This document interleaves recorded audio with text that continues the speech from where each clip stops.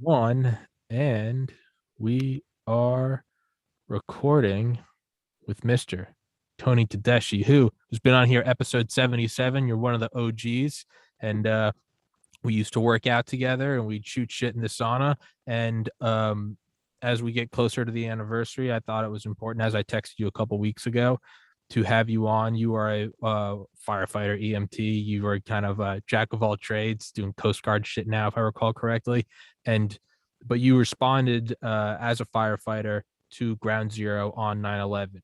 Like, you were there. You were at the epicenter, and it's not necessarily that we're going to be breaking new information or covering new things so much as I don't want to see this slowly slip away into the past and have people disregard it as, why are we doing this? Why are we doing that? It's it's only 20 years in the rearview mirror, but I mean, 4 planes were hijacked. One in a field, one to the Pentagon, and two took down two 110-story skyscrapers and burned people alive, crushed them, vaporized them, or they leaped to their death 20 years ago. And it it's too easily forgotten. If it's then, it's, why are you being Islamophobic? And it's, listen, man, I'm not phobic of anyone, but I am hateful of the people that did that. And because when I talk about COVID, like how I got banned from YouTube, I have on doctors. And when I talk about special forces shit, I have on special forces guys. And so instead of me running my mouth, get it from the man himself who was there. But for all the new listeners, which is almost everyone, because this was almost 500 episodes ago, please introduce yourself, my man. Well, Thomas, thank you very much for having me on to talk about 9/11. I don't usually do too much touting in the 9/11 stuff. I will answer questions for people that have it. I'm not one of those guys that are out front running around saying that I was there, but I think it is important. One of the things that you're doing, and especially now, and especially the events that have transpired in the last couple of weeks, that you look to have a remembrance of it. People, maintain what happened to us 20 years ago. I'm sure we'll get into it, and I'll make sure that we do some of the stark differences of how the country acted 20 years ago to where we are today. For the folks that don't know me out there, my name is Tony Tedeshi. I'm a retired New York City fire captain. I retired out of Squad 270 in Queens. I worked most of my career in special operations. On that fateful day of 9/11, I was assigned to Rescue 1 in Manhattan. And I was supposed to work that day, but didn't work that day because I switched with another firefighter. And I'm sure we'll get into it later. But eventually made our way in, as thousands of other guys did, to start in the recovery. Hopefully, initially we thought would be rescue operations and turned into a very long recovery operation. So prior to my service in the fire department, I worked as an EMT with New York City EMS and a police officer for a few short years. So I put in well over 26 plus years of service to the New York City Fire Department. And a few years ago, opportunity presented itself. I retired. And of course, still wanting to play on a team. I go over to the Coast Guard station a couple of weeks and volunteer over there and do some stuff with the Coast Guard. Great bunch of guys. And, anything I could do to just play on a team that does something to serve, I don't like to just sit around. No, it's something to make a difference. And that's one of the reasons why I, among many others, one of the reasons I enjoy talking to you is because you're not out there, telling your story. This is how it went down. I mean, I think it was last year I asked you, like, around 9/11. I'm like, do you want to do a thing on 9? And you're like, I'm not going to do like an anniversary thing because I don't want to come across as milking it. And I was like, I completely understand that. And it's so even now, I asked you to do this. This was no, hey, Tom, you want to? No, this is the exact opposite. And I asked you knowing full well that there's probably a 50-50 chance that you'd say yes. But because you were there, I do want to talk about it. 20 years, and I'm not sure if this is the best analogy, and I hope it doesn't come across the wrong way, because obviously I don't mean it that way. But it's like, they say like the best way to write a book is like you write it and then you bury it, and 10 years later you come back to it and go over it again and then make some edits. But obviously you can't, a good author can do that because life's only so long. Now that it's been 20 years, are there things that solidify in your mind more as consequential or as the most memorable, for obviously for better or for worse, excuse me. Um, what as some myself, I don't, when I have Dale on, right? I've shot a gun a handful of times. When Dale's telling stories about firefights, I can't relate to it because, if I was ever in a firefight, I'd be like, it was crazy, everything was on fire. And it's like versus you talk to someone that did this and they could actually tell you what were the important things and what was just run of the mill. So whereas I look at something like 9/11 and the whole thing's insane to you, someone that, worked in emergency response for forever, what stuck out the most to you? What do you remember the most? And what do you think the most important things are? You don't need to answer all those. Choose any of them. Doesn't matter. Well, I think probably one of the things that stuck out to me the most, and I'm going to kind of jump around on a lot of this stuff, is, you know, and why I agreed to speak to you today. Like you said, last year I said, no, this year's the 20th anniversary. I'm actually going to drive up to New York and, probably for one of the last times to go up there to celebrate it. And I don't think celebrate is a good word, but to I know. participate in the services. Is that, that was a devastating blow. New York City Fire Department, biggest fire department in the country, New York City Police Department, the same. You have an event of that magnitude and then have it be a terrorist attack. And it was monumental. And one of the things that people say to me often when they find out I'm a retired fireman is that's one of the first questions they ask. Were you at 9/11? So I say, yes, of course. And everyone's always very gracious. And, oh, thank you very much for your service. And that must have been tough. And yeah, without a doubt. There's no two ways about it. I don't think there's too many people that would have opted to do that. I'm sure when you talk to Dale and those guys about some of the things they did, you wouldn't opt to do it. You do it based on what you chose to do and what the conditions that you're presented with. And then you go and you operate. And, I always say New York City Fire Department was the greatest job on the planet. We had one bad day, and obviously it lasted a long time and it continues to last, unfortunately, because guys continue to get sick and guys continue to die from what has happened over there. And the thing that I would say would probably one of the things that I felt were consequential. I mean, I can get into, operational particulars and stuff like that. Obviously, things changed operationally with the emergency services and how we operated and some preparations and a lot of other things. But, to prepare for 210-story buildings to come down, there's really not too many books that you can really read about that or write on that. And even if you tried to, and the plans that they, you have another devastating attack like that, it's going to be another super chaotic situation. But guys, again, will rise to the occasion. They'll handle it and they'll operate. But the big thing that I think, and I could tell you from my own personal experience, that buoyed the rescuers to be able to continuously go. I spent over 8 months down there digging with countless other guys, me and hundreds of other guys, iron workers, a lot of different, trades that were down there that spent countless hours down there, was the support and how the whole country, Republican, Democrat, Libertarian, pick a party, purple, green, you wear your hat backwards, whatever you identified as that day, everyone came together, everyone supported what was going on. People would be lined up on the streets in the early days. There's no way not to at least get some charge of adrenaline when you're going down there to try to dig out people that personally, and hundreds, well, obviously thousands of people that died that day. And having food and the support and the continued support that went on for months and months and months. And then here we are 20 years later, and I would have never imagined if you said, hey, what's going to happen in 20 years? And I think back to a guy that his name's Phil Ruvalo. He was the captain of Rescue 2 at the time.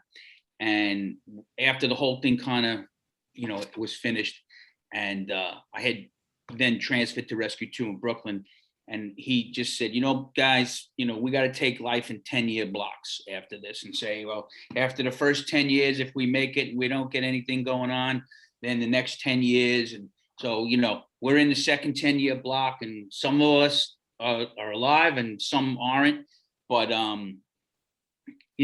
I would have never written a script and said, well, we can get to the point we're at now. And then what happened in the last couple of weeks, what's played out overseas, and to, press rewind to that point on this anniversary, it's mind numbing. So the thing that stuck out was we had a monumental incident that Shanksville, Pentagon, World Trade Center, country really came together. Whether you hated the president, loved him, everyone came together. When Bush stood on that pile and said, we're going to get those people that knocked these buildings down, everybody was supercharged. Now, fast forward almost 20 years later, it's going to be 20 years in a couple of days. And, we go through a really shitty year and a half with a pandemic, and we're sideways. The country's sideways. It's mind numbing. It's mind numbing that we can get to this point. And you have people even to this day, funny little discussion you and I were having prior to coming on, when they talk about conspiracy theories, there's still people that think that that was an inside job, and that 9/11 was done as an inside job, just to you talk about conspiracy theories now that people are worried about. Yeah, you really think the government took down 210-story buildings? And like I've had people even say, "Oh, it's a conspiracy theory." I said, "Well, I was there." Of course, the anti people are, but they always know better. They're always smarter than you, and they always know better. I'm like, okay, the airplane wheel I saw, or the pieces of the jet that I saw. Yeah, I know I'm crazy, but it is what it is. So I'd have to say that's probably one of the most monumental things. One of the things that I look at that I'm pretty disappointed to say where we're at now as a country. Now, obviously not everybody, but I would have never imagined it. You couldn't say that. And then you figure you're approaching 20 years, like someone was telling me the other day, and I'm not staying that up on it, is New York City doesn't have the money to pay for the lights. And they went through this last year, like every year they shine these two big giant lights, in remembrance of 9/11. And yeah, obviously it costs money. They'll dump tons of money into ridiculous programs. The mayor there and his wife squandered $800 million on, a homeless outreach program, never had to account for anything. And they can't afford to turn on a couple of lights for a few days, and some of the things they've done with the ceremony. And it's just disappointing. It's just mind numbing. So I'd say that's the one big thing that, where we came together, and now I don't think we're anywhere near that. I think we're the polar opposite. Does that, just hearing you talk about that, does that kind of give you any insight or change the tints in which you look at history to, I would imagine guys that were on Iwo Jima or, Normandy, or went and took down Nazi Germany or Imperial Japan. Do you kind of see them in a different light? And when you're like, oh, those grumpy old veterans in their older days, which would have been like the 60s, 70s, and 80s, and they're looking at a bunch of, hippies protesting, right? You got Woodstock and you got Jimi Hendrix, and they're probably, we look back at that, we're like, oh, cool, Woodstock, the Beatles. But you got to imagine those guys who, I mean, geez, 3,000 on 9/11, 3,000, that was a good day for them. Do you kind of see that? And there's no agenda to me asking this. Do you kind of see them in a different light? Just like, oh, they're looking at where's this country gone? They got a young JFK who's banging Marilyn Monroe, and they're like, who the hell? My brothers died on Guadalcanal for this. Do you kind of look at them as like, do you see them in a different light? Well, it's funny that you asked that. I don't know if I see them in a different light, as more as I hold more reverence for them and kind of understand that the previous generation complains about the next generation. But then you say to yourself, oh my God, like right now I happen to be reading the book Flags of Our Fathers, which is about the raising of the Iwo Jima. And it's a great book for guys who haven't read it. If you watch the movie that Clint Eastwood put out, I personally didn't see it. I won't want to see it until after I read the book. I'm like a big history buff. I listen to some history podcasts. I like to read a lot of books on history. So, those guys, that's the greatest generation. When you read a lot of the stuff that went on in that era, and when you're talking about World War I, you're getting into World War II, and those battles, even compare everything that we've done in the Middle East, and not taking away from the military that we have now, but they've done an amazing job, and obviously technology helps, and really a different mindset in fighting.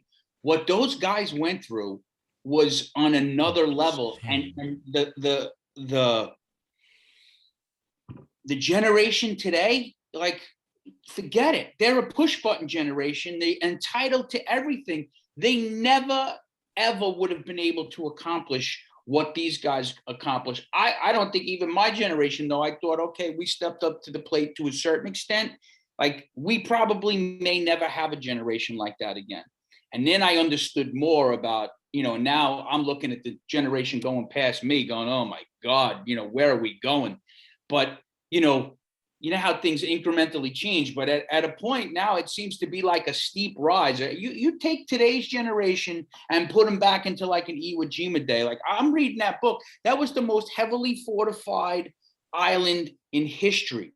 It was a complete cave system that they just waited and wait for these, like, if someone said, you're going to go into the house across the street, every window has a gun in it. There's guys on the roof. There's guys in the basement. There's guys everywhere. You're going to go into that house and you're going to get in there and you're going to take it over.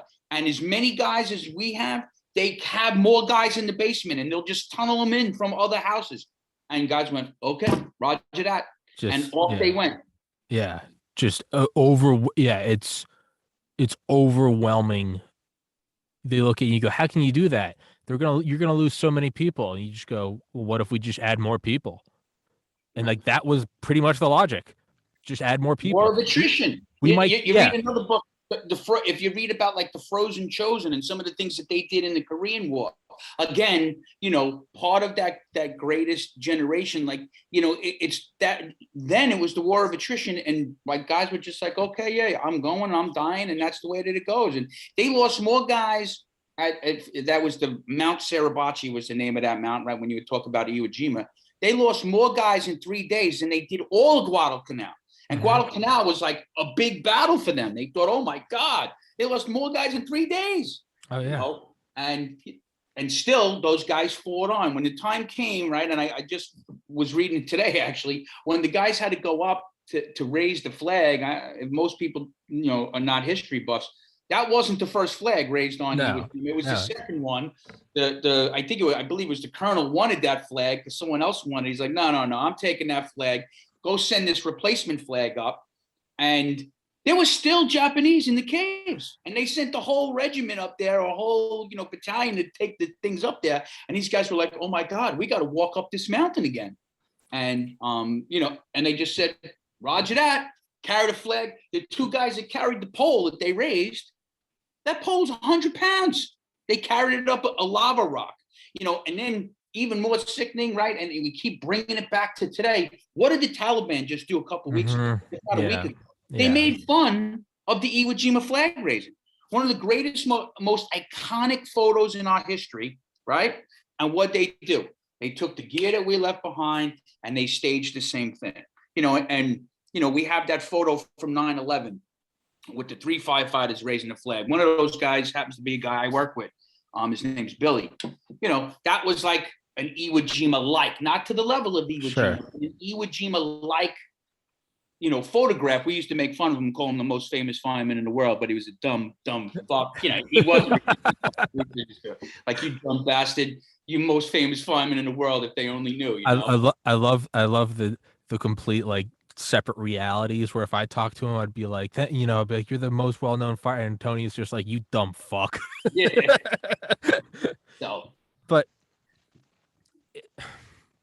So I mean, think about it. I don't think today's generation could do what they did. They say people step up and they do, people in service, but look at the generation and look at what's happening even in the military, right? Like everything, like with all the stuff that went on in Afghanistan. Take the president out of it, whatever it may be. I was disappointed in the military guys.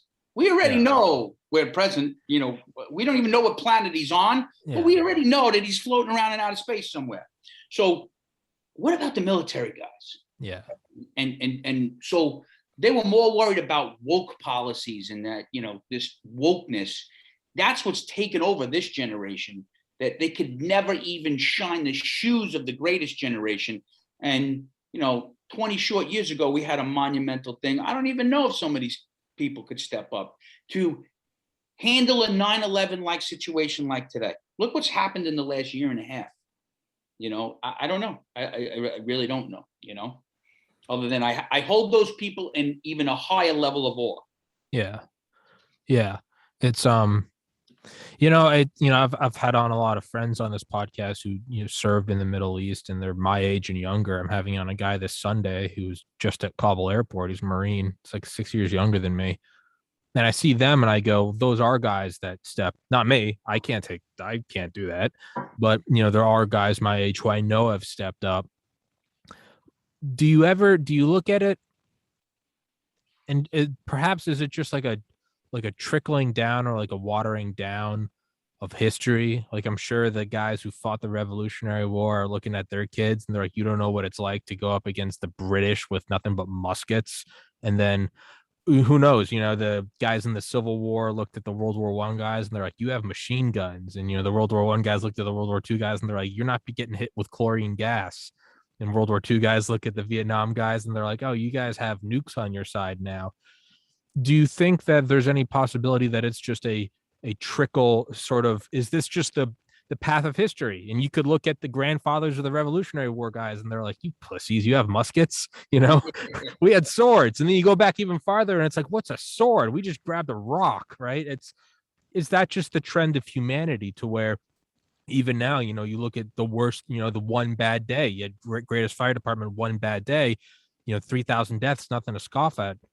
But again, you go back just one generation of World War II and it's 3,000 deaths. Like, oh, that's a good day. Is it just, and perhaps this is beyond the scope of 9/11, and now we're just talking about the philosophy of like the warring ape and the nature of man. But is it something to where, although I've never served, in 60 years, am I going to be doing this podcast and be like, these fucking kids have no idea what it's like. My friend served in Iraq, and future conflicts will, a 10-year war will have 3 deaths or something. Is it just that, or I don't know. I don't know where the fuck I'm going with this, but well, I think you have a good point in that it's a natural progression, right? For each one to say, I walked uphill both ways. Yeah, and then the snow. Yeah. And there is a lot of reality to it. Was World War II, I don't want to say an easier war than World War I. World War I, when you read about the history of World War I, it was horrible. World War II was a little bit better than World War I, but it was still horrible. Yeah. Korea, Vietnam. What I think is happening, it's kind of just like, a little fire starts getting bigger and bigger and, and it has a little bit more fuel. But my concern is that if you add a lot of fuel, then things exponentially get watered down.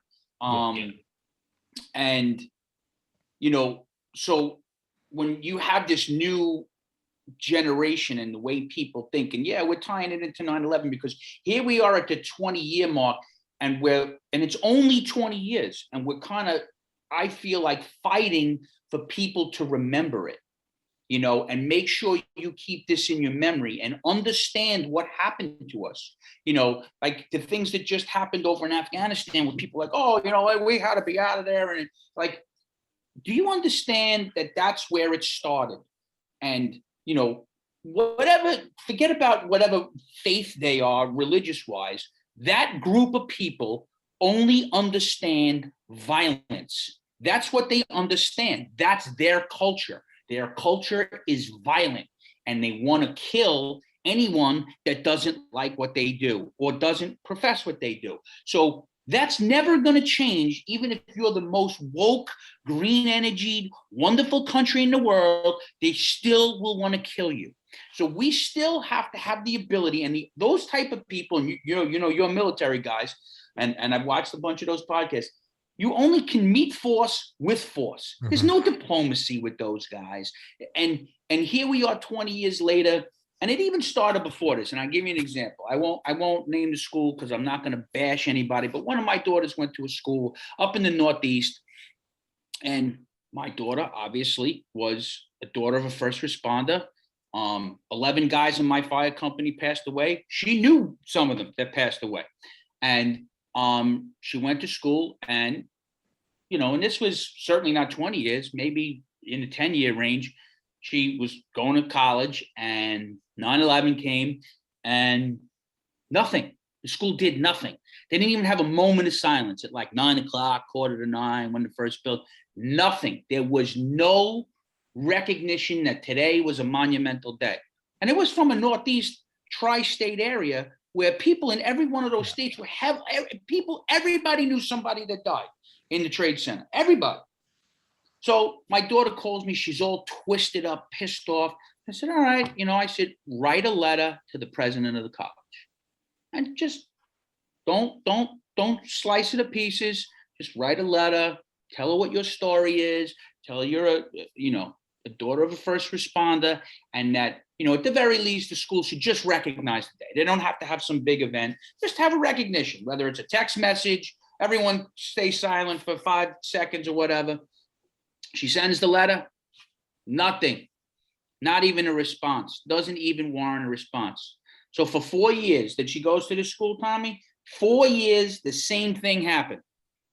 4 years, this kid wrote a letter. 4 years, this school didn't even as much as acknowledge that 9/11, like on the day of 9/11, it just was business as usual. And you say to yourself, we had an attack on the homeland. And prior to that, the only other attack on the homeland, right, monumental, was Pearl Harbor. Yeah, they attacked the World Trade Center prior. I would happen to be at that one too. But people didn't kind of look at that because only a couple of people died. Yeah. They didn't really, it's they blew up a bomb in a basement, not the monumental amount of damage that they did. So now here we are 20 years later, and I don't know, we'll see after a couple of days where we're at and how people react. But, to have to fight to remember that in the short period of time and the amount of Americans that were killed. Yeah, well, it's good that not as many people are dying in wars. That you don't go and lose 3,000 in a day. Yeah. Like, even when you look at Vietnam, the KIA numbers in Vietnam were enormous. So it's better that our military is better at that. I just hope that this political correctness and wokeness, that stupid term that someone came up with, doesn't water down the first responders, the cops, the military, and that they can still operate at high levels. There's plenty of people that are willing to do it. There's a lot of people that are willing to do it. Unfortunately, there's also a giant chunk of people that are just, that live in that, like you said, in an alternate universe. That, like, we live in 2 alternate universes right now. It's really amazing. Yeah, no, I mean, on a side note, I mean, it really is fascinating how you can create your own reality now. There is no objective truth. But and as my military friends that I have on here hate about me, I always play devil's advocate. And for the record, I completely agree 100% with everything clearly you know where I stand, right? You knew me before the podcast. Yeah, But to me, I always try to play devil's advocate, just because if I can at least try to entertain an opposing idea, then what are we doing? We're just sitting here jerking each other off. You're right. No, you're right. No, you're right. It's so I'm just trying to, as you brought up Vietnam, right? 58,000 dead over 10 years. So 5,800 a year. So roughly what, a little over 100 a week. Still insane, but yeah, nothing compared to, D-Day. I wonder if part of it, and I agree with everything you're saying, that it's disgusting that there is no remembrance. I mean, I remember in 2013 in college, that was 12 years out.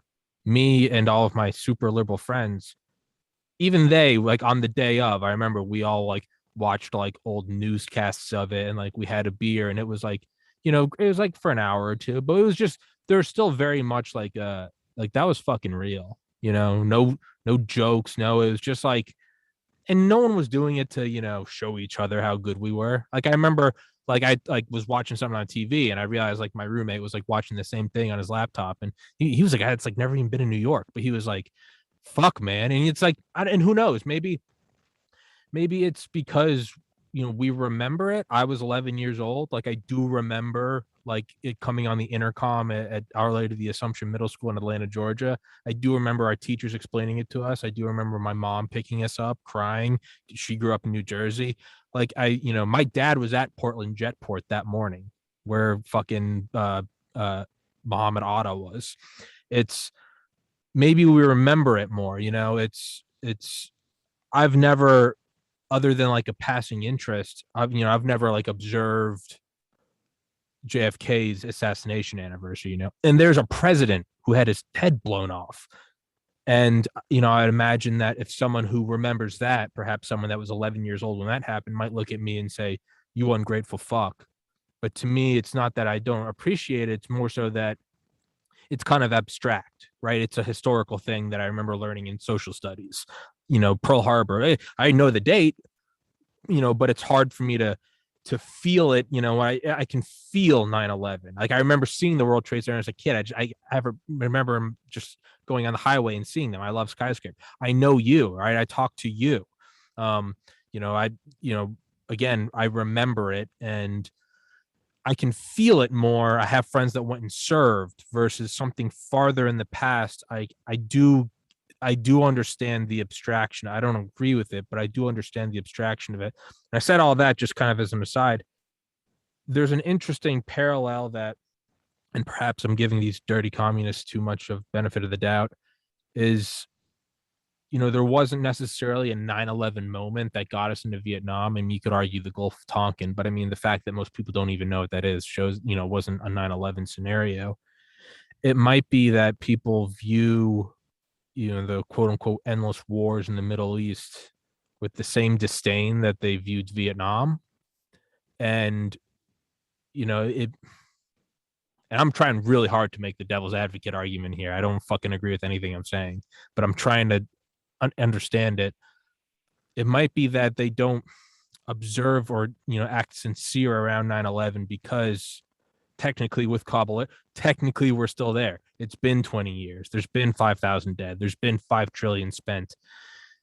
And it can seem like, maybe they're not, I don't know, maybe they're not remembering it because it seems like we're still dealing with this shit now, even though you can separate the two, right? There are guys like you that served there. There are 343 firefighters who were killed, who didn't go serve in. I'm going way off into the weeds. Is there any legitimacy to any of that? Could it be age? To water everything I just said down, because clearly I run my mouth, as you know, from our time hanging out at the gym. I talk like a motherfucker. Could it be age? Could it be that there's such a bad taste in the mouth of the war in the Middle East? Or are they just a bunch of dirty fucking commies, and is my generation fucked? No, I mean, listen, you actually make a lot of good points, and some of it's reality. But here's one of the important things. Like you said, like the JFK thing, and yes, it was a president that was assassinated. And I listened to this guy, Daryl Cooper. Have you ever heard of him, Daryl Cooper? Mm-mm. He has a podcast called Martyr Made. I got him from the Jocko podcast, and he does this thing with him, Jocko, and Unraveling. It's actually really interesting. He's really into history. This guy's really into history. I'm actually listening to this series that he's doing right now, or did. And like the 60s and the 70s in this country were a complete fucking shit show. Oh, yeah. It was crazy radicalness, and one of the things that's happening now, and you talk about communism and these commies and this current generation and this creep towards socialism is where I think we went wrong, whether it was JFK, ask some kids today when Pearl Harbor was, and they can't tell you, 9/11, they'll only get right because that's the day it happened, and they can figure it out just by what it is. You talked like we are doing a terrible job academically. They're trying to erase history, and there's a lot of people that live in this country that hate this country. And it ties me back to that thing that you asked me about, like what was one of the most, things that stood out to me was how everyone came together, and how that, for me personally, was definitely fuel as we rode down in the back of pickups. And, we had, gear was wrecked, apparatus was wrecked. It took a few weeks, if not months, for the New York City Fire Department to actually get back up on its feet. So it was almost like a a ramshackle Mad Max type of response for the first, couple of days afterwards. But man, that was the fuel to keep you moving, to keep you going. And, and then as we got further away, instead of, nurturing our history, and, they're tearing down statues and doing this. And all right, yeah, we made a lot of mistakes as a country, but it's still the greatest place to live on the planet. That's why people claw to get in here. All these people talk about how horrible this country is. And I'm talking about people inside our country and some of our own politicians are how horrible we are. And these giant groups of people are how horrible we are. Yeah, I don't know. Everyone wants to come here. How bad could it be? They're coming across borders at record numbers. They're pouring in here, swimming across creeks, throwing babies over walls to come to a sucky place. My friend Ivan just became a citizen last week. He's been trying since May 2011. And he's posted it on Facebook. I love this country because he knows what it's fucking like. But he did it the right way, and like all that other stuff, all it does is cheapen a guy who did that. And I tell you what, talk to Ivan. I bet you he can recite some of our history better than our own folks can. Better than I can. Yeah. So that's where you have the natural progression to start to forget things. Younger kids, obviously, we have a generation that wasn't even alive. There's a generation that are working in the fire department right now that weren't even alive during 9/11. Yeah. So the younger kids or they were babies, and they didn't realize. So we've done a horrible job history-wise, and academia is the main thrust to it, and they're getting further and further away. They don't even touch on certain things in history class anymore, whether it was good or bad. What do you say? You learn from history. Don't repeat your mistakes. Well, we're getting in that cycle of repeating the mistakes. That podcast I was telling you about with that other guy that I listened to, of how much of a shit show the 70s were. Well, we're starting to get back into that cycle again. Very radical groups doing really radical things. And all it did was make a mess, and they all flamed out, So why are we repeating that? Because we're not paying attention to history. Our teachers are not teaching us history. It's even our fault, right? As we move on, but maybe you're doing your part now, trying to keep the memory of what's going on. Some of the people that keep history where it was, good or bad, and have this generation remember it and pass it on, and then keep passing it on in a remembrance. You don't have to, we should learn lessons from it. We should do things different from it. We shouldn't be doing things the same way that we did 20 years ago. And, and then you look, and we're in worse shape now in the Middle East than we were 20 years ago. And it was because of bad decisions of people, and you can have all you want. You can't react emotionally. And that's what happens when people react emotionally. Someone made a good point on one of the news channels the other day, with this whole withdrawal thing. We still have troops in Spain. We still have troops in Germany. We still have troops in Korea. We still have troops all over the world. We still have troops on Iwo Jima and Okinawa. Right. From how many years ago? So guess what? That's the way it works. That's how you keep stability in the world. And they say, oh, we can't be the world's policeman. Well, we were there. We've been the world's policeman for a long time. You stepped up to the role, and you just can't pack up your bags and leave. Once you leave and you leave a vacuum, another alpha dog is going to come in. And they're going to take that role. I'm 100% with you, man. Like, you, on one hand, it's like, dude, you can't be the world's policeman. On the other hand, do you understand human nature? Like, human nature it's I mean, there's a great fictional quote of this fictional character. He's like the CEO, but he says the pyramids were built with the bullwhip and rye soup, and the empires died in the Roman baths. Like, listen, you don't have to like it. You don't have to fucking like it at all. Do you know what ended World War II? Do you know what ended Nazi Germany? It was they called it Stalin's organs, his artillery, or Russian rain. That's what the artillery was. What ended the war with Japan? It wasn't that we were like, hey guys, we're going to be the power now.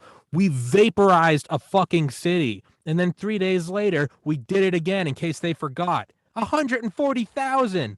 fuck 9/11, 140,000. And then we did it again before we were before we even made it to hump day of that week. We did it again. That is the world. And it's a brutal, brutal reality. I make no bones about it. I couldn't fucking do it. To me, a tough day is when I'm like, I did 2 podcasts and I didn't even take a hot shower this morning. I'm a real man today. But like, it's it's you do have to establish that sort of that world force. I'm gonna make a note of it right now so I don't forget. I'm gonna send you 2 books of authors I've had on about the world, like the stretching of bases around the world. One of them's called, I'm writing it down right now, Base Nation by David Vine. I've interviewed him, and The Generals Have No Clothes by William Arkin. And it's about America's spread or our arms around the world. And David Vine takes the approach of, he talks about how widespread it is, and he talks about why it's an endless drain on our society. Will Arkin, an Army veteran, talks about it kind of neutral about it. He talks about what's bad and the corruption of it, but he also goes on to say, like, if we're not there, he was like, someone else is doing it. Like, we don't get to be we're playing musical chairs. We don't get to be the last dominant empire in world history and then go, okay, we're done. No one else take it now. Okay. I know we've been doing this since the pyramids till now, but now no, you're going to see a fucking Chinese flag coming over the horizon. That's how humanity goes. And for everyone listening, they're probably like, I thought you guys were going to talk about 9/11. Fuck off. We're talking about whatever we want. But like, But it all ties together because 9/11 is a monumental day in history, right? What can you and I talk about? You want to talk about the buildings and the guys that jumped in? Everyone knows those stories. So you say, well, where are we at from then till now? It's important to realize. And one of the things, like, I'm going to send you 2 books because you know that I read. The other book I'm reading right now, I got from you actually, was Surprise, Vanish, Kill. Oh, shit. So you have to know what happened in this world. You talked about the Japanese, right, and dropping the bombs. You want to read a ferocious book, and actually the woman who wrote it committed suicide because that's how bad the book is. It's a horrendous book to read, but it'll wake up your thought process to how brutal this world was, and a lot of the good that we did. Read the book The Rape of Nanking and find out what the Japanese did to the Chinese. Listen, they're all bad actors. It's unbelievable how brutal we were. It'll melt your mind. Yeah, and that we actually live right now, and this is what makes me ill with a lot of these people, is we're living in like the best of days. You think from hands down. World War II, World War I, World War II, and it's because of the blood, sweat, and tears of a lot of the guys that you've had on your podcast, guys that are involved, like in that book that I just mentioned to you that I got from you. I remember you talking about it with Dale and those guys. I had bought it sometime. I finally just picked it up the other day. I like to read multiple books at one time. So, but I'm a voracious reader, and I'm a history buff, and that makes you realize, like, I'm grateful to be where I am today. I'm grateful that I'm still on this planet. I'm grateful for those guys and the things that have been done. And that's what would make things better. And some of these people that complain about the stupidest things, like I didn't get an extra $300 this week and unemployment. I'm like, do you realize how good we have it? And the sacrifice that other people have made to let you bitch and moan and crap and jump up and down, and the opportunities that are given to you. Yeah, not everybody gets a fair shake, but that's where, when you look at a monumental thing like 9/11, we're approaching the 20th anniversary, and you would have hoped that there would be, and coming off a pandemic, that there would be a level of unification and things. Like in World War II, the country came together. There were times when the country really came together. Vietnam was probably the worst example of what happened and what was done to those guys. Then you have 9/11, and they would never make those mistakes again. With the military guys, and they've changed a lot of things in the military after Vietnam. But if we don't remember history, and you're not a student of history, then you don't realize how good things really are now, and you start complaining about too much shit, and it's that riot mentality. You become like a cabal of fucking miserable people, and it just swirls around, and you can't keep giving away things for free and just pleasing everybody. You have to realize that we need to be a unified team, even if we don't agree with everything that we, like it's okay to have a debate. It's okay to be the devil's advocate. It doesn't mean that, well, I don't agree with your position, Tommy, so I have to stab you in the neck. Sorry, I got to let you bleed out on this one because I just don't agree with your position. Like, all right, I don't agree with your position as long as we can work together and, let's make the goal that we're doing well, right? America, like if people don't like that America first thing, well, it should. When don't people play for the team that they're on? Yeah, what country do you go to? They're like, yeah, we want your country to be better. Like every country is plug in whatever the country is. If it's Italy first. If it's Spain, it's Spain first. If it's Afghanistan, like what do you think the Taliban are going? Oh yeah, no, we want America first. No, they want Afghanistan. They just sent the message and said, don't mess with our culture. We don't give a shit about yours. Plus, we want to kill you. Don't mess with our culture. That's what they're saying. It's Afghanistan first, and this is the way we want to do it. I want to bury someone to the neck, and I want to throw fucking stones at their head, and that's what I like to do. Let them go. Yeah, I don't agree with it, and it's terrible to do. But so when people say, "Oh, you can't say America first," why not? We should be playing for our team. And guess what? When you got the biggest, best tools, amazing military, sometimes you got to keep the peace in the world. And it keeps the world nice. We're living in the best times for a reason. And it's because of America. And we're not asking for a pat on the back. Let's just, this is the way that it goes. It's like you said. If a country didn't put themselves first, they're fucking retards. Hey, I hate China. I think the Chinese Communist Party is evil. If I was Chinese and you and I were working out in our Chinese gym and shooting the shit together, and you're a Chinese firefighter, yeah, I'd be talking about China first. And if I saw a country dumb enough to say that America first is bad, I'd encourage them. And I'd be like, those fucking idiots, we're going to take them over. There's nothing wrong with putting yourself first. It's sane. It's what you're supposed to do. Even in the animal world, right, Tommy? Think about it. Let's simplify it. Simplify it down to dogs or wolves or any of the stronger animals that are out there, any strong breed animal. There's always an alpha, right? You have the lions that of the pride, right? There's always the one strong alpha. And what happens when he starts to get weak or he starts to lay back? The next strong alpha will come in and sometimes will kill that in the same family, and that strong alpha takes over. So if now we're talking about different countries in the world and we want to display weakness or show weakness or think we're going to be nice and it's a nice world and everybody will love each other. Okay, not reality. And so, like you said, and when you deal with some different, different countries and different cultures, Chinese, for example, the Muslim faith, they're really patient people. They play the long game. They play like the 100-year plan. We're in like the 14-second newsreel plan. What's going to be the next thing on the stupid garbage shithole media? That's the time frame they were. These guys are, just think about it, the alpha dogs around the world are just sitting back, and all you could do is laugh and go like, oh my God, can you serve this up any more on a platter?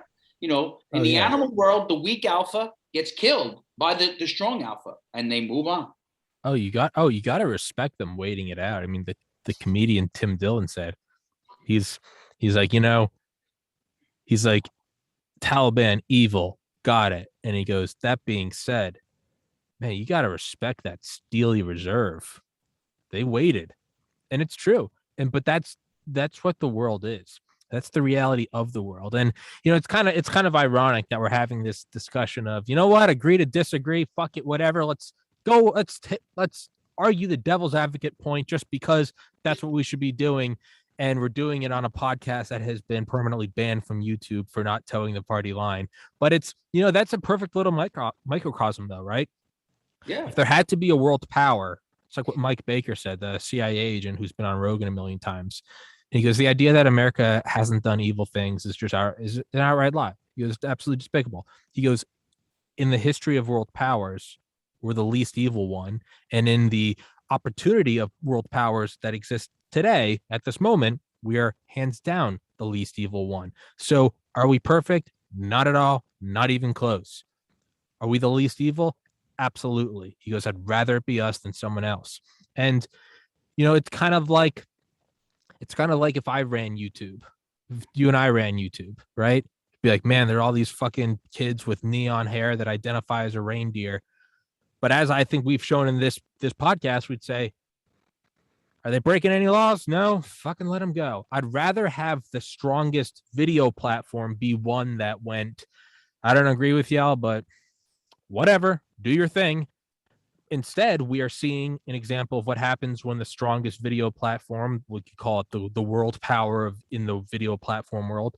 We're seeing what happens when someone takes charge and when they don't like people that dissent. Do they say agree to disagree? No, they go banned. Medical misinformation. I know you invented the top doctor. You interview the top doctor in the world. Medical misinformation. You're done.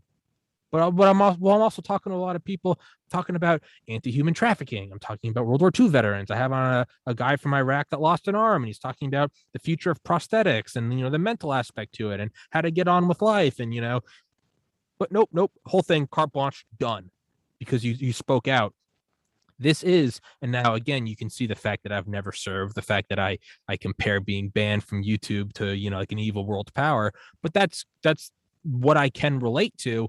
And that's what happens when you have a powerful thing that goes, I don't know if I am for everybody. Now you don't see everyone, unlike America, trying to get in. You see people actively leaving and going, I don't want to be here. It's kind of like a cell membrane, right? It's got a membrane. And when there are less resources of something on the inside than there are the outside, the membrane flows to where stuff comes in. So let's say the inside of the cell doesn't have enough sugar and there's a lot of sugar outside, it flows in. Now let's say sodium. If the cell has an excess of it and there's not a lot outside, it'll kick it back out, just kind of equals out. To me, there's a membrane of countries. You can look at borders on a country. Whichever way the people are flowing is pretty indicative. East Germany, you got to put up a wall so people don't leave. Same with North Korea. America, you have to put up a wall so not as many people come in. And I know I'm just kind of beating down the same topics again, but it's if we don't learn from this, we don't learn from world history and understand just how great we have it here, then you know what? Maybe we get what we fucking deserve.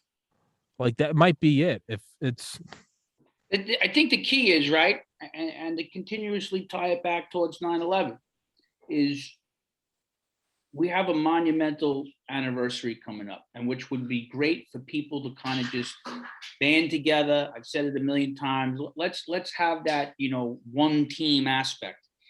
But we're so far from it. And so if you have to try to do it any way you can, kick, claw, scream, like big tech banning you and many other guys, right? Look what they did to, Twitter banned the president of the United States, but let's the Taliban talk. It doesn't compute. They just hate that entity, and then it's okay for this entity. That people need to wake up. And what do you see what's going on? And we talk about history, and we talked a lot about history. You better start looking at some history, because the wheel is starting to spin backwards, and we are going to end up in a place that you don't want to be, and you don't realize it. And like, again, being a pretty big reader, Anna, big podcast guy, Jordan Peterson had this young defector on from North Korea, and Jocko had this former SEAL that he worked with that was a former Polish communist political prisoner. Oh, yeah. Got out and got to America. And they tell you, like, you have no idea how bad it can be. No idea. It's like, so your thought process and thinking, oh, gimme, and life could be great, and just let, the government control everything, and we shouldn't remember anything, wipe out history, is the worst thing to do. It is good to have debate. It's good to have different points of view. But you still have to play on the same team. And I don't know what it's going to be. And I don't think it's going to be 9/11, I would hope. But, it would be nice to see 9/11 be the catalyst to have everyone get back together, or start saying, you know what, Like we're on such opposite. The divide is it's not even like, you know, a sliver anymore. It's a chasm. It's a canyon. The divide in this country is a canyon now. It's, you know, world A and world B. It's almost like two different planets, you know, and we have to, and whether it's going to be platforms like yourself and other guys that are out there, podcasting is obviously becoming a bigger means, because who believes the media anymore? The media is like propaganda. Yeah. It's propaganda now. Yeah. You know, so you can't turn on a news channel, any of them for the most part, and get legitimate information. You know, you can get legitimate information from a guy like you that brings in the top cardiologist in the world, brings in a guy that's a virologist. Of course, the platforms don't like that, because why? You got banned, Tommy, because you were not part of their ideology. Anyone that speaks out on YouTube or on any of these other platforms that are not towing the, you know, get the shots, COVID's bad, you can't survive it without this. Whatever they say is what you need to do for that week, because it changes. You know, they just turning the dial every week. It's like, you know, they come up with a new idea. Yeah. Right.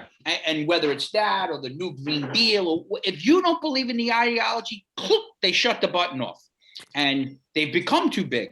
So if people don't start realizing that, yeah, you know, YouTube's good to figure out how to, you know, get the steering, you know, knuckle out of a 1987 Ford Mustang, but it's got some bad shit going on there, and all of them do. They're all, yeah, you know, and they're the masters of their own world, and that people need to start going to these other platforms. And I think it's happening more and more, but we're in the infancy of that building up, you know, of getting that message out there. You're almost like in your underground bunker, man, trying to get the info out. Oh, I know, right? I'm Dick Cheney at an undisclosed location, right? I mean, I always talk about it. This podcast will eventually devolve into me in the woods with a beard and a hand crank generator doing the podcast with Dale scouting the horizon for me.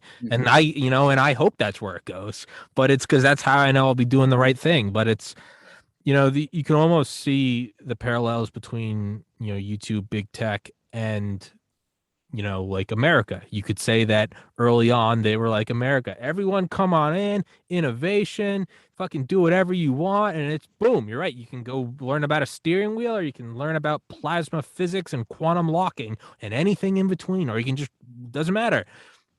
And then as it slowly gets too big, you can see where, right there, Google's early motto was "Don't be evil," and then you can see how in 20 years how it's turned into this totalitarian thing, and they're squashing everyone, and everyone that has brains going, fuck it, I gotta get out of here. That is what you can see almost as America, right? They paralleled us in a lot of ways. Great, fantastic growth. Everyone wanted to be a part of it. And you can see what happens when you try to do a top-down control instead of letting it be this organic thing. Is it becomes a shithole.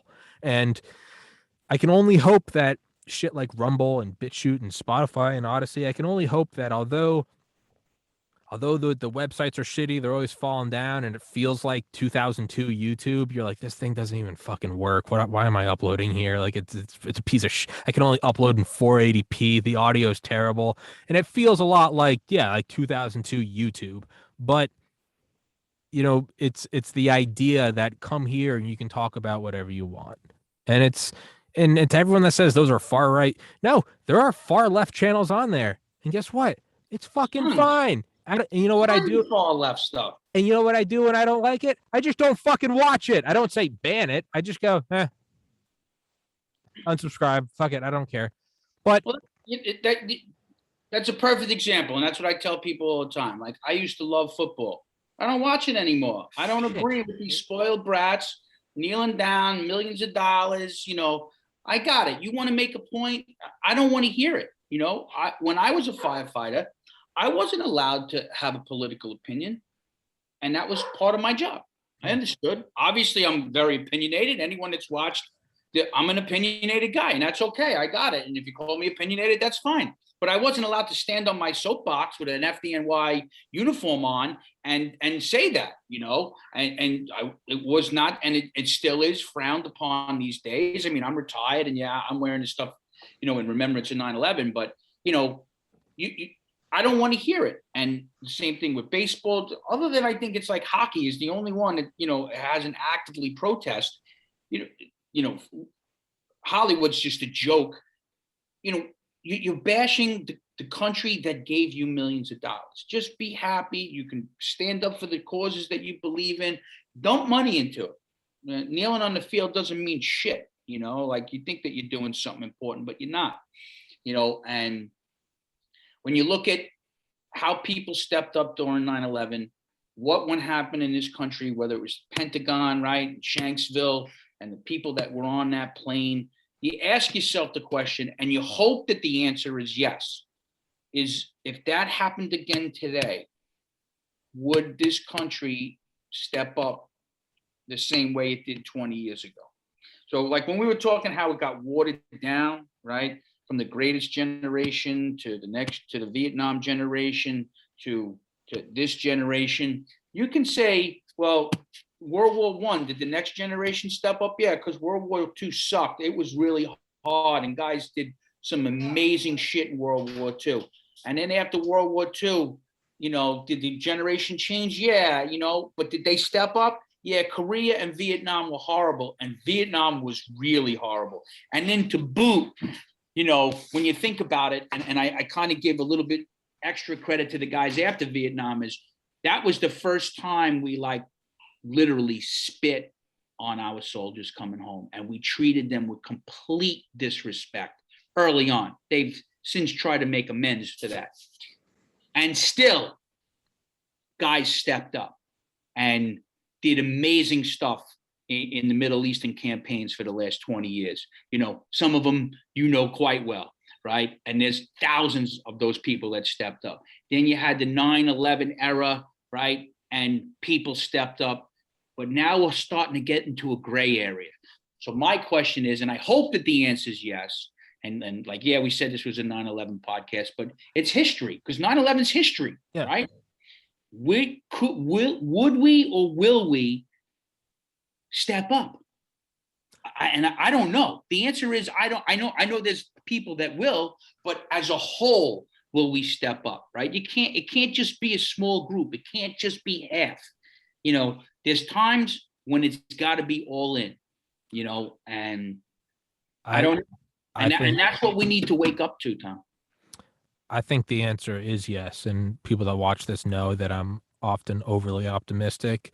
As Tony knows, though, I mean, that's the only way I fucking survive. Tony knew me for years before this. I was coming into the gym. I'm like, yeah, I'm trying to get a writing job. Hey, Tony, I'm trying to fucking sell t-shirts. Hey, I'm trying to do this. Hey, you saw the constant, but I had to tell myself it was going to work because that's the only thing that kept me going. And then one day I caught on something that felt like it's working, and that's here we are now. But so I have to say yes, because that's what keeps me going, is even when I don't truly believe something, I tell myself yes. Because if I tell myself, oh, this podcast isn't going to work, well, then what the fuck am I doing? Then it won't work, man. It's the energy that you put out there is what comes back to you. I believe in that. I believe in 110%. You put out a lot of negative energy and you're a miserable fuck, you're going to be a miserable fuck. You're going to get dog shit. Gonna be misery around you. You're going to get dog shit. So, are things hunky-dory right now in the U.S.? No. Are there a lot of people that hate this country? A startling number, an uncomfortable number? Yeah. Do I think we would step up? Yes. And we won't know until, God forbid, it happens. You won't know until 2 planes hit the World Trade Center. I mean, I bet on September 10th, there were probably some Vietnam veterans going, I don't know if this generation could step up. And there were probably a bunch of guys my age at the same time who looked like they wouldn't step up. Now, they are right with me. I didn't step up. But a lot of the guys I do know my age and younger than me did step up and went and served and are hard as fuck and became men. And they stepped up specifically because 9/11. Enlistments went through the roof. They were like, I'm going there and I'm helping out. You know, and when you talk about being optimistic, and we've talked, obviously, a lot about history, go back and go just to the 60s and 70s, which really wasn't that long ago. This country was a fucking complete mess, on fire, upside down, where you said, and I'm sure people then were saying, I don't know how we make it out of it. It's done, yeah. Right? And we got out of it, but you need to know what happened previously, and then to look at the big mess and see where it led us, which was down a rabbit hole to nothing, to eventually get our shit back together. Why make that mistake again, right? What's the hot stove, theory?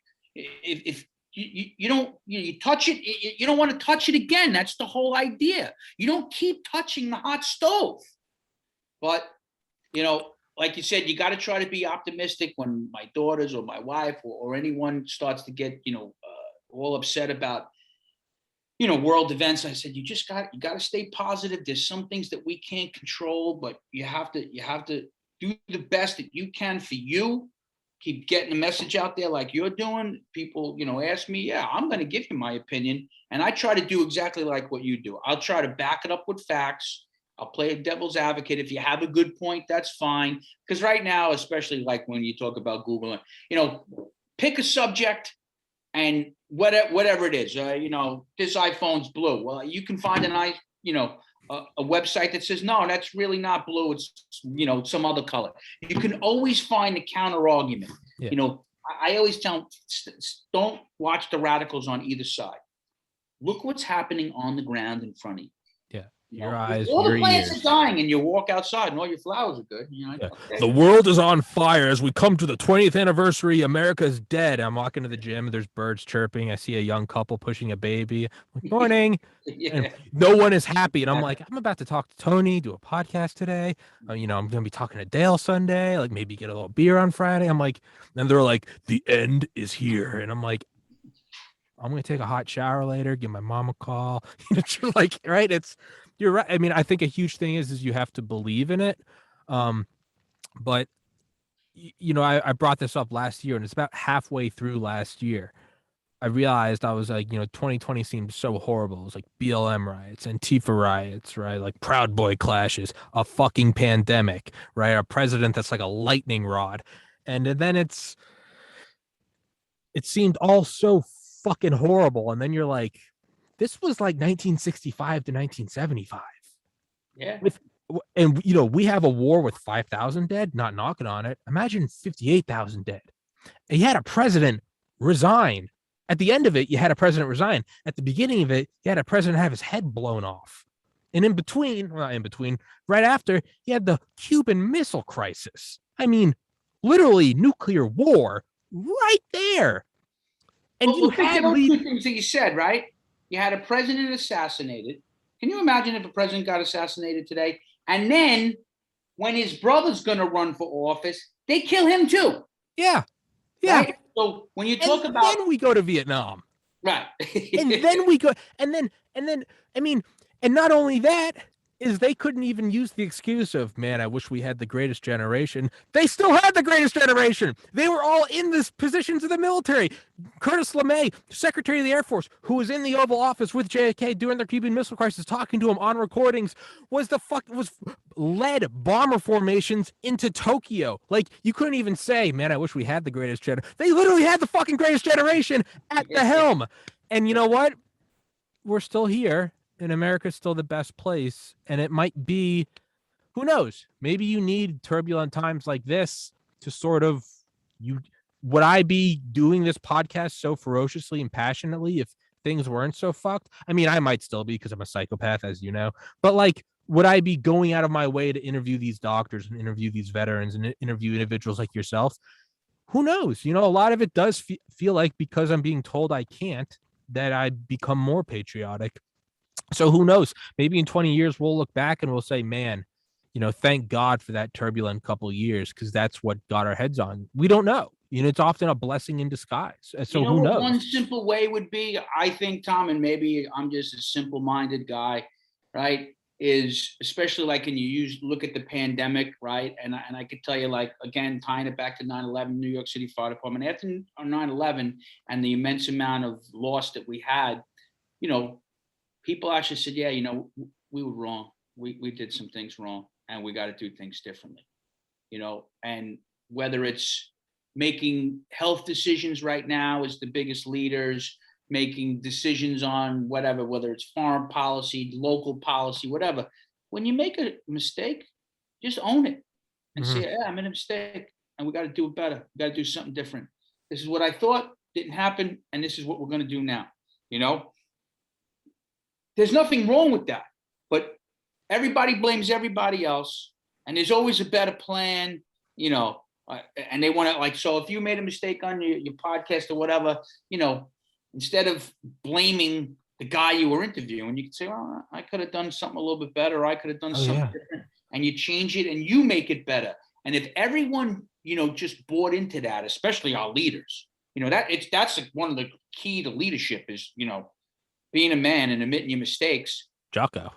Well, extreme ownership. Exactly. How about, you know, just practice that just slightly, you know, and if everyone did that just a little bit, you know, maybe we can inch back. But I agree with you. And as I've gone through this series I was telling you about on the other thing, and I saw how turbulent it is, it actually made me feel a little bit better to say, it does. Wow, it was a lot worse then, you know. It does. Black Panthers and all these groups and you know, Bill Ayers and everybody, you know, that knows anything. Firefighters shooting black people with hoses. Like, I'm interviewing you, and it's like from a point of reverence. Imagine if it was like, hey, Tony just sprayed a bunch of black kids. All right. Back in the 70s, we called that the war years in the New York City Fire Department. The guys who worked in the fire department back in the 70s went to a lot of fires, and they worked in some real tough. They used to throw buckets of cement off the roof at them. You know, now firefighters are held in reverence. There's very rarely do we ever have people, you know, back then, you know, it was like if you were anything to do with the man, they wanted to kill you, you know, and they talked about all this stuff that happened there, you know, with the January 6th and all that. You know, they blew up a bomb in the Capitol building, and radical groups did some crazy shit, like Weather Underground. Crazy. Yeah, the Weather Underground, exactly. You know, and then one of the guys that was involved in the Weather Underground held a fundraiser for someone who eventually became president. You just see yourself, holy crap, you know, like it was really, really radical, really radical. I mean, plans to assassinate and sometimes very successfully cops, you know, it was really, really radical. So I said, well, it's bad now. It is definitely bad, but not as bad as the 60s and 70s. And I'm hoping that we learn from it, like you said, and you try to be hopeful, and that this flames out prior to. And, you know, we get back to let's remember 9/11. Let's remember when Kennedy got assassinated. Let's remember, you know, Pearl Harbor. And yeah, there's a lot of bad shit in our history too, but let's remember it so we don't do some of that stuff again. You know, let's not make the same mistakes twice. Not just, you know, say this is the way we're going to do it. And if you make a mistake, be a man or a woman, whatever you are in a leadership position, and say, I made a mistake, and move on. Yeah. No, you're right. That is another side of history, is not only do you realize how good you have it now, you also realize, man, it was fucked. And people thought it was done then. They're like, this is the end. I mean, they're rioting at the Pentagon. Imagine if the National Guard shot students at a college today. Can you fucking can you even like begin to wrap your head? That just happened. It was like Kent State. I was like, well, you know, it's just like, what? Vietnam. I mean, fuck, we're drafted. It wasn't even Iraq where it's on. Imagine just being told, you're going. It's just fuck, you're going. It's so, you know, we do have it a lot better now. And it's, you know, I think, who knows, maybe we'll look back at this in 2040 and there's a bad year and they'll go, hey, do you guys remember in 2020 when the Chinese released a fucking pandemic and they killed 600,000 Americans, and then they infiltrated big tech and they later found out that's why they were squashing all patriotic voices, and we squeaked out of that. And I think that's how it will be, is I do. And if I'm wrong, well, then I'm fucking wrong, but why would I want to be right about us being fucked? Well, then you'll be one of those people that, you know, I don't want to say that hate the country and you wanted to go down that path, you know. So just negative fucking people. Right. You just, why not want good, like, and not even just, we've been obviously talking about our country because we both believe in the whole America first thing. But you listen to a guy like Jordan Peterson, right? He's on a whole nother academic level. And some of the people he talks to, you know, really, really highly intelligent, they think in another stratosphere. And, you know, he studied socialism and communism. You're familiar with Jordan. And, you know, he has very strong opinions on it. He he said it countless times.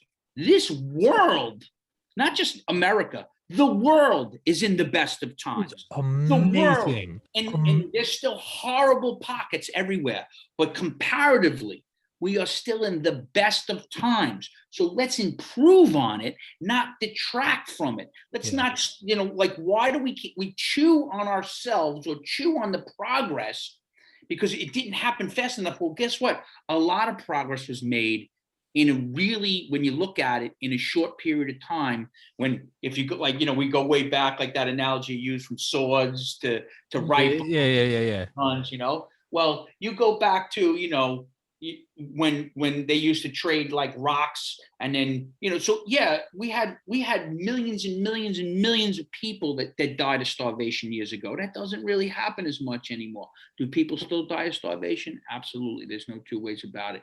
Is there some really horrible things that still go on in the world? Yes. But now compare it to just 100 years ago. Even though 100 years ago seems like a really long time, in the big picture, it's not, you know. So, it all kind of ties in, and we come up to an anniversary.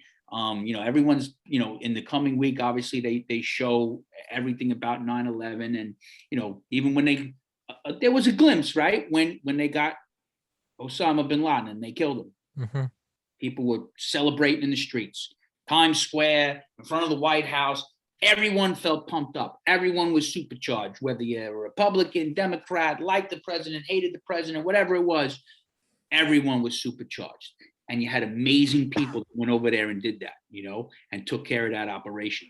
And, every one of them didn't think they were coming home. You can't make people like that, right? So realize, like, wow, we're lucky to have that. We made it happen. And we took out what we thought was the head of the snake. And what happened? It grew back. That's just the way that it goes. So learn from that lesson. Don't say, oh, run away. Yeah, well, if you can't keep running, you got to, either you keep chopping the head off the snake or whatever it may be, or learn from those lessons.